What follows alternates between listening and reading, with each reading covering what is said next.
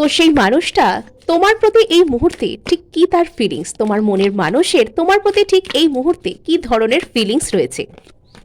আচ্ছা, হঠাৎ করে ওনার মনের মধ্যে কোনো রকম কিছু উপলব্ধি শুরু হয়েছে। ওনার মনে হচ্ছে যে হঠাৎ করে যেন ওনার মনের মধ্যে কিছু ভেঙে পড়লো, হঠাৎ করে কিছু রিয়েলাইজেশন হলো। উনি বর্তমানে আপনার সাথে যে ব্যবহারটা করছিলেন, তো সেটা সংক্রান্ত কোনো রিয়েলাইজেশন ওনার মনের মধ্যে আসতে পারে, যে হঠাৎ করেই ওনার কোনো বোধোদয় এখানে কিন্তু হতে পারে। ইয়েস, ইনি হঠাৎ করে আপনার প্রতি কোনো রকম কোনো খুব ইন্টেন্স অ্যাট্রাকশন বা অবসেশন, ইনি যে আপনার প্রতি খুব অবসেসড, তো সেটা কিন্তু ইনি ফিল করতে চলেছেন। ইনি আপনার প্রতি কোডিপেন্ডেন্ট, ইনি আপনার প্রতি অবসেসড, ইনি আপনাকে ছাড়া থাকতে পারবেন না, এরকম কোনো কিছু ইনি ফিল করতে চলেছেন। সো ক্লেম করার জন্য কিন্তু সাবস্ক্রাইব করতে ভুলবেন না।